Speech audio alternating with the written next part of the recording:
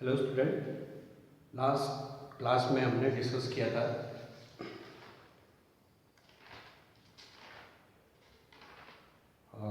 Virtual short concept in operation amplifier and the virtual ground. ये आपको clear हो गया होगा। और आज हम बात करेंगे inverting and non inverting operation amplifier. इसमें एक differential mode of operation amplifier and common mode of amplifier, ये सब इसमें कवर होगा। तो उसका टॉपिक हम लिख सकते हैं type of working mode of operation amplifier या मोड ऑफ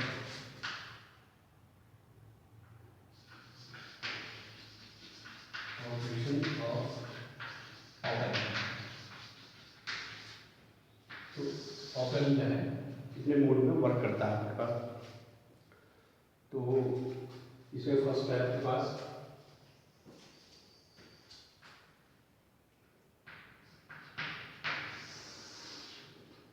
यहाँ तक आपको दिखा है तो होगा। तो फर्स्ट आपके पास single mode of operation, single input mode.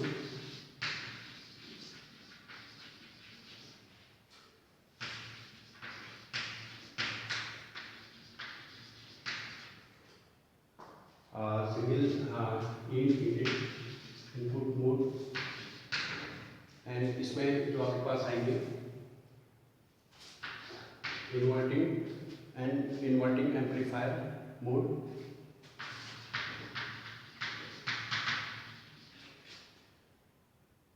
Inverting amplifier and non inverting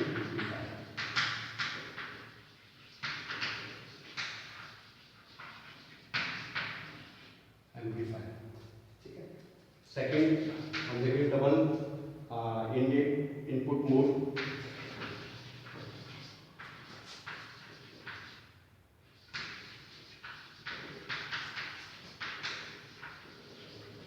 double input mode और बेसिकली इसमें आपके पास आएगा डिफरेंशियल इनपुट मोड।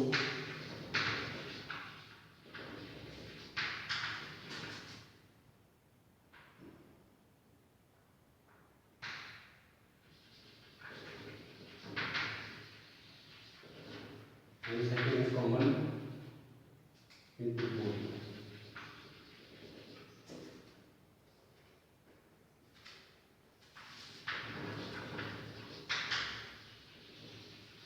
यहाँ पर हम सिंपल डिफरेंशियल मोड भी कह सकते हैं, कॉमन इनपुट मोड भी हम इसको कह सकते हैं। तो बेसिकली ऑपरेशन एम्पलीफायर का जो वर्किंग है, मोड ऑफ ऑपरेशन है, इन कॉन्फ़िगरेशन में ऑपरेशन एम्पलीफायर जनरली हम एप्लीकेशन बेस पर यूज़ करते हैं। तो सबसे पहला आता है input single in input mode. That means अगर ऑपरेशन एम्पलीफायर दो इनपुट है इसके पास और एक आउटपुट है। दो इनपुट जिसको हम this is minus and this is plus, ये हम डिफाइन कर चुके हैं। Minus plus this is V1 and minus this is V2। ठीक है, ये सिंपल सा हम दो इनपुट दे सकते हैं इसको। दो इनपुट टर्मिनल है ये बेसिकली, एक non inverting inverting terminal and non inverting terminal, and एक आउटपुट अगर सिंगल आउटपुट है। तो नॉन इन्वर्टिंग टर्मिनल जो बेसिकली हम पोटेंशियल डिफाइन करते हैं यहाँ पर, this is V minus and V plus, ये पुट है। और ये आपके पास सिग्नल है, सपोज हम उसको V1 सिग्नल दे रहे हैं, इसको हम V2 सिग्नल दे रहे हैं। तो दो सिग्नल हमारे पास है जो हम एक इनपुट पर एक दोनों इनपुट पर लगाएंगे और एक हमें सिंपल आउटपुट मिलेगा। तो सिंगल इनपुट का मतलब हम क्या करेंगे केवल एक इनपुट को हम अप्लाई करेंगे और सेकंड इनपुट जो सेकंड टर्मिनल है उसको ग्राउंड करेंगे। तो केवल फर्स्ट टर्मिनल पर हम किसी एक टर्मिनल पर हम इनपुट सिग्नल अप्लाई करेंगे और जो सेकंड टर्मिनल है उसको ग्राउंड कर देंगे।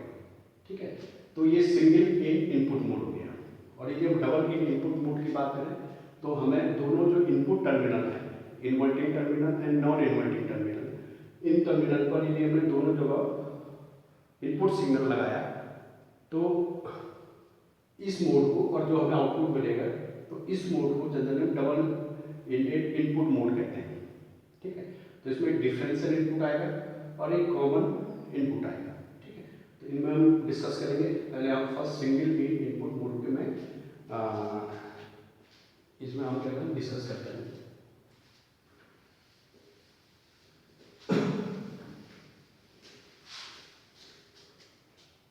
तो इसमें आ गया आपके पास सबसे पहले हम देखेंगे इन्वर्टिंग, ऊपर आपका इन्वर्टिंग मोड है, इन्वर्टिंग एम्पलीफायर। अच्छा, इन्वर्टिंग एम्पलीफायर और inverting input terminal. Input terminal basically इस जो कनेक्शन है इसके इनपुट का, इसको हम इनपुट टर्मिनल बोलते हैं। और जब हम केवल इन्वर्टिंग टर्मिनल पर सिग्नल अप्लाई करते हैं और नॉन इन्वर्टिंग टर्मिनल को हम ग्राउंड कर देंगे, इसमें कोई सिग्नल अप्लाई नहीं करेंगे, तो उस केस में जो एम्पलीफिकेशन होगा, उस केस में जो वर्क करेंगे, जो एम्पलीफिकेशन होगा, उसे हम इन्वर्टिंग एम्पलीफायर कहते हैं। उस केस में ये operation amplifier as a work of inverting amplifier की तरह वर्क करेगा। और दूसरा है आपका नॉन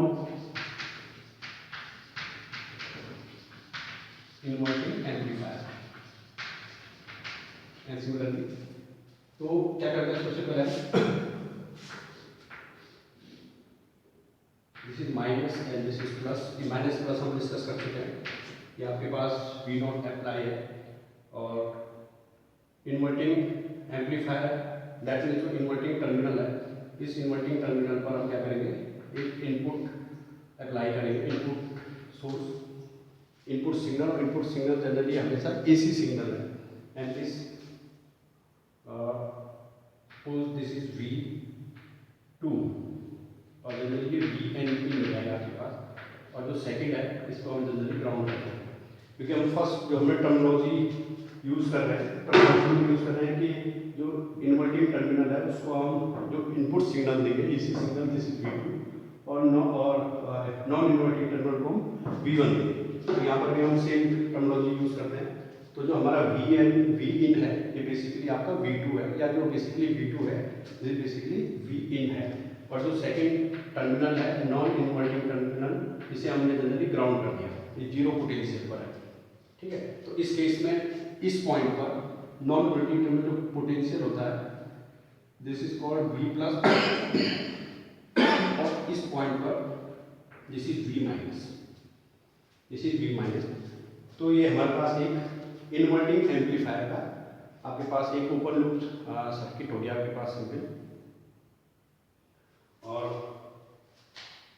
इसमें हम एक फीडबैक अप्लाई करेंगे, जिसे हम क्लोज लूप सिग्नल की बात में। और फीडबैक जो रेजिस्टेंस है दिस इज कॉल्ड RF और जो इनपुट रेजिस्टेंस है दिस इज कॉल्ड R1। ये हम सिंपल जो सोर्स रेजिस्टेंस है, जो सोर्स रेजिस्टेंस है दिस इज R1। तो जो ये सोर्स है उसका कुछ ना कुछ अपना रेजिस्टेंस होगा, तो उसको हम यहाँ पर एक रेजिस्टेंस R1 से डिफाइन कर रहे हैं।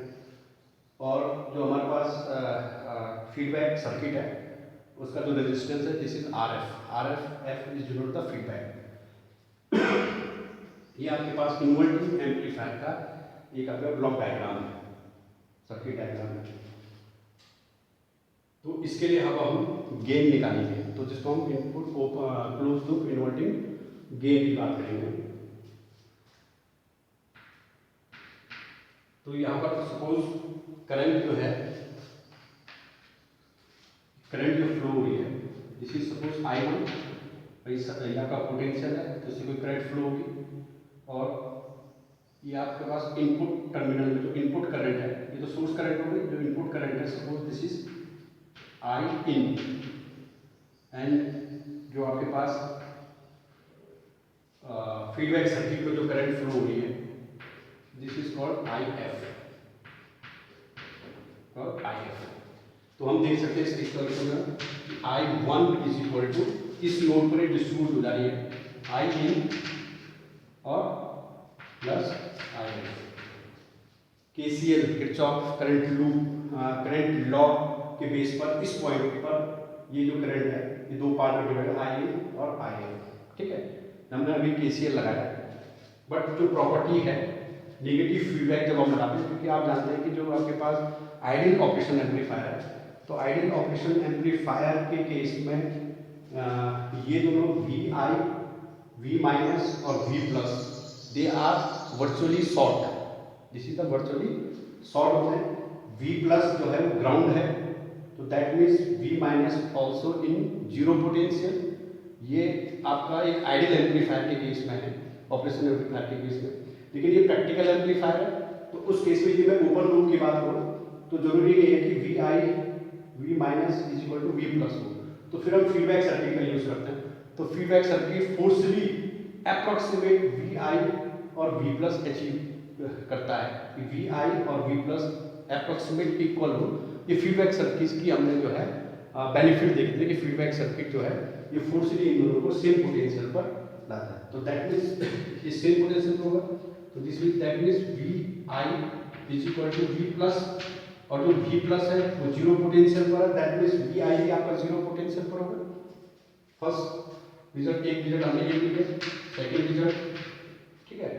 और ये जीरो पोटेंशियल पर है, तो हम फीडबैक में सर्किट लगा रखा है, तो हम जानते हैं जो इनपुट रेजिस्टेंस होगा, जो हम ये इनपुट जो रेजिस्टेंस है, जब हमने इसका इक्विवेलेंट सर्किट बनाया तो this is called the input resistance. तो इनपुट रेजिस्टेंस इसका अप्रोक्सीमेट इन्फिनिटी या वेरी हाई, ये टेंड्स टू इन्फिनिटी भी कह सकते हैं इसको हम। In practical ideal operation amplifier में input resistance is equal to infinity, और यदि हम प्रैक्टिकल एम्पलीफायर करें जिसमें फीडबैक लगा है दिस इज वेरी हाई, तो इसका मतलब इस सर्किट के इनपुट में कोई भी करंट फ्री, रेजिस्टेंस बहुत ज़्यादा हाई है तो इनपुट करंट हमेशा क्या होगी, जीरो होगी, ठीक। तो दैट मीन्स क्या हो जाएगा, I in is equal to zero, कि इनपुट जो टर्मिनल है उसमें कोई करंट फ्लो नहीं होगी। तो ये बेसिकली इनपुट टर्मिनल है ये, और इस इनपुट टर्मिनल में हमने ये सोर्स लगा रखा है, यहाँ से आता है, और ये सोर्स रेजिस्टेंस है और ये सोर्स है, तो ये बेसिकली इनपुट टर्मिनल है। तो इनपुट टर्मिनल कोई भी करंट फ्लो नहीं होगी क्योंकि input resistance is very high. तो that equation 1 become I1 is equal to IF, I1 is equal to IF हो जाएगा हमारा। जो आपके पास जो आपकी करंट फ्लो हो रही है वही करंट जो है आपके फीडबैक सर्किट में फ्लो होगी, जो सोर्स करंट है वही आपकी फीडबैक सर्किट में भी फ्लो होगी।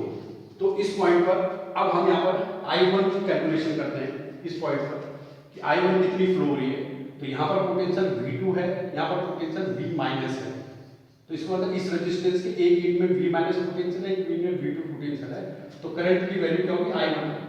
This I1 is equal to V2 minus, या आप Vn सिंपल V इन भी कर सकते हो, या सिंपल V सोर्स भी रख सकते हो आप इसको, ये बेसिकली सोर्स है, V in minus V minus upon R1, ये बेसिकली करंट फ्लो होगी, ये R1 करंट होगी यहाँ से इस पोर्शन तक, ठीक है।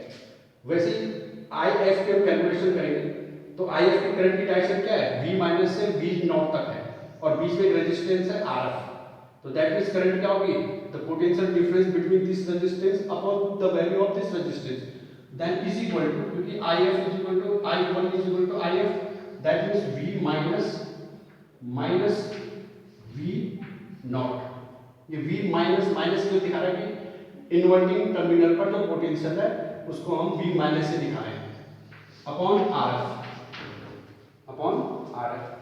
ठीक है। And this is equal to this is equal to, और V minus this is equal to zero, क्योंकि V प्लस आपका ग्राउंड है, तो वर्चुअल शॉर्ट के कारण ये दोनों सेम पोटेंशियल पर होंगे, और वर्चुअल ग्राउंड के कारण यदि जीरो पर है तो दिस इज ऑलवेज जीरो, तो हम कह सकते हैं कि V1 V माइनस और V plus are virtually grounded, तो V in upon R1 equal to minus V not upon RF, equal to V minus upon RF, ठीक है।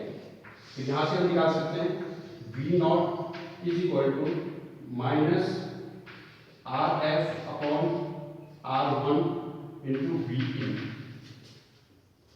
यहाँ पर source voltage this is the V in, ठीक, and this is equal to V not upon V in is equal to minus RF upon R1 और this is equal to V output upon input is equal to gain. ये inverting का close loop gain है. This is a close loop gain in case of inverting amplifier. Close loop gain in inverting amplifier. तो इस inverting amplifier का जो basically loop gain है वो loop gain depend करता है इनपुट रेजिस्टेंस पर, जो सोर्स रेजिस्टेंस है, और साथ में फीडबैक रेजिस्टेंस पर. अच्छा, सोर्स जो रेजिस्टेंस है उसको तो हम वैरी नहीं कर सकते क्योंकि सपोज आपके पास माइक है तो माइक का अपना एक पर्टिकुलर रेजिस्टेंस होगा तो ऑलरेडी बिल्डअप हो चुका है. लेकिन जो आपके पास सर्किट है जिसमें आप फीडबैक सर्किट लगा रहे हैं तो वहाँ से हम आरएफ को कंट्रोल करके या आरएफ को वैरी करके हम इसका जो एम्प्लीफिकेशन फैक्टर है जिसको हम गेन कहते हैं और ये क्लोज लूप गेन है, इसको हम कंट्रोल कर सकते हैं, जो बेसिकली हम चाह रहे थे. क्योंकि ऑपरेशन एम्पलीफायर के केस में आपका या ओपन लूप के केस में जो एम्प्लीफिकेशन फैक्टर है या गेन है वो इनफाइनाइट है और अनकंट्रोल्ड है. तो कहीं ना कहीं हमें बैंडविड्थ में इसमें लॉसेज हो रहे हैं, आउटपुट में कोई स्टेबिलिटी नहीं है. तो यहाँ से हम जो है फीडबैक सर्किट के बेस पर हम इसका ये फिजिकल इंटरप्रिटेशन है, इसका क्लोज लूप गेन इन्वर्टिंग के केस में यूज कर सकते हैं, मतलब इसको कंट्रोल कर सकते हैं. ठीक हो गया. तो ये तो था इन्वर्टिंग एम्पलीफायर के केस में. और यदि आप इस वाले केस में सिग्नल की देखें तो यदि आप सिग्नल इसमें इस सेंस में अप्लाई करते हैं तो आउटपुट सिग्नल हमेशा इन्वर्टिंग है तो उसके फेज को क्या करेगा, इन्वर्ट करेगा विद एम्प्लीफिकेशन फैक्टर के साथ, विद एम्प्लीफिकेशन फैक्टर के साथ. तो कहीं ना कहीं जो है ये एम्पलीफाई तो कर रहा है सिग्नल को बट आउट ऑफ फेज कर रहा है. तो ये बेसिकली इन्वर्टिंग एम्पलीफायर हो गया जिसमें आपको ये चीज़ें यहाँ से हमने रिड्यूस कर दी हैं. इन चीज़ों को ध्यान रखना है कि इन्वर्टिंग एम्पलीफायर के केस में जो गेन है वो माइनस RF अपॉन R1 का माइनस साइन का मतलब क्या हुआ, जो आपका बेसिकली फेज जो अपोजिट फेज में आ रहा है या आउट ऑफ फेज आ रहा है तो माइनस साइन मैथमेटिकली यहाँ पर माइनस साइन इंडिकेट कर रहा है कि जो आउटपुट सिग्नल होगा वो इनपुट सिग्नल के आउट ऑफ फेज होगा. मतलब एम्पलीफाई जो है वो हमेशा आउट ऑफ फेज में होगा. एम्पलीफिकेशन तो होगा, एम्पलीट्यूड का एम्पलीफिकेशन होगा लेकिन वोल्टेज का एम्पलीफिकेशन होगा लेकिन आउट ऑफ फेज होगा. तो एक केस तो आपके पास ये था. ठीक है. अब नॉन इन्वर्टिंग के केस में हम देखते हैं. तो नॉन इन्वर्टिंग के केस में सेम एम्पलीफायर आपके पास ये माइनस है, ये प्लस है, ये V माइनस है, ये V प्लस है. ठीक है. तो हम क्या कर रहे हैं, R1 इसको हम क्या कर रहे हैं, ग्राउंड कर दे रहे हैं एंड यहाँ पर हम क्या अप्लाई कर रहे हैं, वोल्टेज अप्लाई कर रहे हैं. दिस इज V1, इसको V1 कह रहे हैं क्योंकि हम जनरल टर्मिनोलॉजी में इसको V1 कहते हैं. This is Vin. ठीक है. और एक फीडबैक सर्किट लगाया हमने. फीडबैक सर्किट नेगेटिव फीडबैक है. इस मीन्स ये हमेशा इन्वर्टिंग टर्मिनल पर ही एप्लीकेबल होगा, अप्लाई होगा. And this is RF, and this is RF. ये आपका नॉन इन्वर्टिंग एम्पलीफायर के केस में हो गया. ठीक है. और यदि हम इसमें वेव देखें तो सपोज इस केस में हम सिग्नल जो है ये अप्लाई कर रहे हैं वेव फॉर्म में, तो जो आउटपुट सिग्नल होगा वो हमेशा इन फेज होगा और विद एम्प्लीफिकेशन फैक्टर के साथ. लेकिन एम्प्लीफिकेशन हुआ लेकिन इन सेम फेज में हुआ. और ये चीज़ हमें जब हम गेन निकालेंगे close loop gain for a non inverting amplifier के लिए तो वहाँ भी मैथमेटिकली शो होगा. तो इस वाले केस में भी same.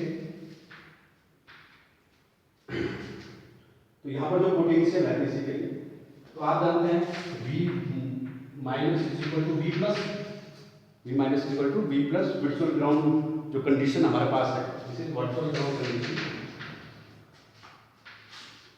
Virtual short condition. Sorry,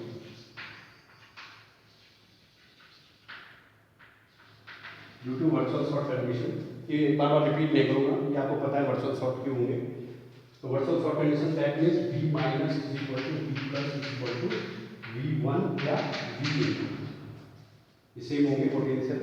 तो दैट मींस इस पॉइंट पर जो पोटेंशियल है दिस इज V1 है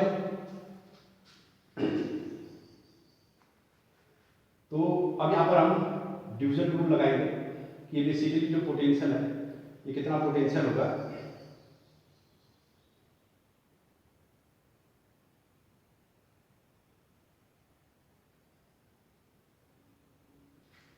and this is equal to V minus is equal to आपका होगा R1 upon R1 plus RF into V not, R1 upon R1 plus RF into V not, ये voltage divider rule. अच्छा, voltage divider rule हमने कैसे apply किया, अब इसको यदि हम इसको इक्विवेलेंट सर्किट देखें केवल इस लूप का, तो आप देख सकते हैं कि यहाँ पर R1 लगा है, यहाँ पर जो पोटेंशियल है ये आपका ग्राउंडेड है, यहाँ पर जो पोटेंशियल है this is V minus, ground के रिस्पेक्ट में। उसके बाद इसको मैं यहाँ ऊपर न ले जाकर तो सीधा ले लेता हूँ एक इक्विवेलेंट सर्किट बनाने के लिए, and this is V not potential और ये सब ग्राउंड है, तो ये आपका RF हो गया बेसिकली। तो कहने का मतलब है ये V नॉट यहाँ पर पोटेंशियल है, तो V नॉट कहाँ से कहाँ तक पोटेंशियल है, इस पॉइंट से लेकर, क्योंकि ये सब ग्राउंडेड है, ये सब ग्राउंडेड है, तो जो पोटेंशियल यहाँ पर है वही पोटेंशियल यहाँ पर, वही पोटेंशियल यहाँ पर होगा। यहाँ पर जीरो है, यहाँ पर भी जीरो है, यहाँ पर भी जीरो है, तो इसका मतलब V नॉट है इस पॉइंट से लेकर इस पॉइंट तक। सपोज इसको A कह लेता हूँ, इसको B कहता हूँ, इसको मैं C पॉइंट कह लेता हूँ, ठीक है, ये C पॉइंट कह लेता हूँ। तो बेसिकली जो V नॉट अप्लाई है वो A से C तक है, और हमें क्या करना है इस पॉइंट का पोटेंशियल निकालना है, इस रेजिस्टेंस का। तो हम क्या करते हैं वोल्टेज डिवीजन रूल लगाते हैं कि जब यहाँ पर पोटेंशियल निकालना है तो हम क्या करते हैं इसका रेजिस्टेंस अपॉन टोटल रेजिस्टेंस, तो V1 plus V1 upon suppose R1 upon R1 plus RF, ठीक है, ये बेसिकली आ जाएगा। या इसको आप दूसरे ढंग से भी देख सकते हो कि पहले आप इसमें करंट की कैलकुलेशन कर लो, तो करंट टोटल करंट कितनी फ्लो होगी V इक्वल टू IR होगी, तो यहाँ पर I इक्वल टू क्या होगा V upon R, R basically क्या है R1 प्लस RF, तो इसका मतलब इस सर्किट में भी दोनों में सीरीज में इसमें भी I करंट फ्लो रही, तो यहाँ पर वोल्टेज कितना होगा R1 के across current upon I1 plus RF into resistance, this is R1 into resistance. तो देख सकते हैं तो इस सर्किट में कितनी करंट फ्लो हो रही है, इस सर्किट में I करंट फ्लो हो रही है, तो I करंट फ्लो होने के लिए हमें जनरली ओम्स लॉ पता है V इक्वल टू IR, तो I is equal to V upon R, तो V क्या है V नॉट, R क्या है R1 प्लस R2, दोनों सीरीज में है, तो ये टोटल करंट I, तो I करंट इस सर्किट में फ्लो हो रही है, तो I जब इसमें फ्लो होगी तो इसमें भी I फ्लो होगी, इसका मतलब इसमें I करंट फ्लो हो रही है रेजिस्टेंस के अक्रॉस, और रेजिस्टेंस R1 है, तो हम इसके अक्रॉस वोल्टेज निकाल सकते हैं करंट इनटू R1। तो बेसिकली वही चीज हो रही है, इसको थोड़ा रीअरेंज करें तो R1 upon R1 plus RF into V not, तो वही चीज यहाँ पर आ गई। तो यहाँ पर पोटेंशियल कितना है इसके अक्रॉस, दिस इज VI, इसके अक्रॉस पोटेंशियल कितना है VI है, और ये VI और V नॉट दिस इज इक्वल टू, तो पोटेंशियल डिवीजन रूल है, इसको आप देख सकते हैं इस छोटी क्लास में आपने पढ़ा हुए जनरली, तो ये जनरली पोटेंशियल है, और VI is equal to V, this is equal to R1 upon R1 plus RF into V not. तो अब हम कर सकते हैं V not upon VI is equal to R1 plus RF upon R1, लिख सकते हैं, तो V not is equal to V in is equal to 1 plus RF upon R1, and this is equal to ACL, open loop gain in case of non inverting amplifier या non inverting mode. जब हम एक non inverting mode में input signal apply कर रहे हैं और inverting mode को ग्राउंड कर रहे हैं, तो उस केस में जो एम्पलीफायर ऑपरेशन एम्पलीफायर होगा वो work as non inverting amplifier mode में काम करेगा, और उसका जो वोल्टेज गेन होगा या एम्पलीफिकेशन फैक्टर होगा this is called 1 plus RF upon R। तो यहाँ पर भी आप देख सकते हैं कि इस केस में भी हम क्या कर सकते हैं RF और R1, RF को वेरी करके हम इसका जो गेन है उस गेन को कंट्रोल कर सकते हैं, और यहाँ पर जो वैल्यूज है पॉजिटिव है, क्योंकि आप इसमें देखोगे 1, ये जो भी 1 प्लस समथिंग है, तो इसका मतलब जो भी आपको सिग्नल अप्लाई कर रहे हो इनपुट इन में, तो आउटपुट इन में एम्पलीफिकेशन फैक्टर के साथ सेम फेज में आ रहा है, इसका मतलब जो है दिस इज प्लस, जैसे यहाँ माइनस आया था तो वहाँ पर प्लस आ गया, तो तो बेसिकली ये दो आपके पास हो गए कॉमन नॉन इन्वर्टिंग एम्पलीफायर का, दिस इज वोल्टेज गेन या amplification factor 1 plus RF upon R1, where RF is the resistance of feedback circuit, ठीक है, और R1 इज द आपका सोर्स रेजिस्टेंस है या इनपुट जो टोटल इनपुट रेजिस्टेंस है, ठीक है, जो सोर्स एक्स्ट्रा इनपुट रेजिस्टेंस दे रहे हैं सोर्स का रेजिस्टेंस है, दिस इज R1। तो ये आपका इन्वर्टिंग एम्पलीफायर और नॉन इन्वर्टिंग या सिंगल इन इनपुट मोड है। यदि आप सिंगल इन इनपुट मोड यूज कर रहे हैं, इन्वर्टिंग मोड यूज कर रहे हैं या नॉन इन्वर्टिंग मोड यूज कर रहे हैं, उसमें जो गेन है, तो मैथमेटिकली कभी भी आपके पास क्वेश्चन आते हैं तो डायरेक्ट आप इन चीज़ों को आपको याद रखना है या ध्यान रखना है कि नॉन इन्वर्टिंग के केस में गेन की वैल्यूज क्या होगी और इन्वर्टिंग के केस में गेन की वैल्यूज क्या होगी और किन किन फैक्टर पर ये डिपेंड करते हैं। ये चीज़ आपको क्लियर है।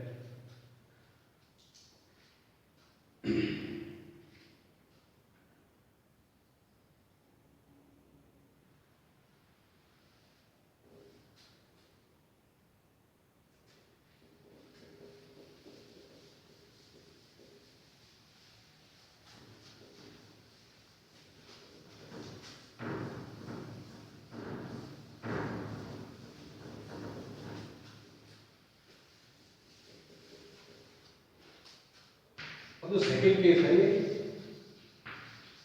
डबल इंडेड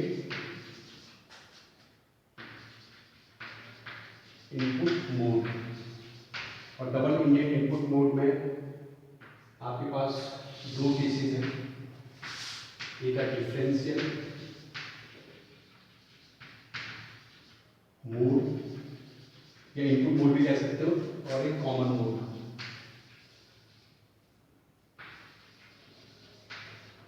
एक डिफरेंशियल मोड हो गया, एक आपके पास कॉमन मोड हो गया, ठीक है।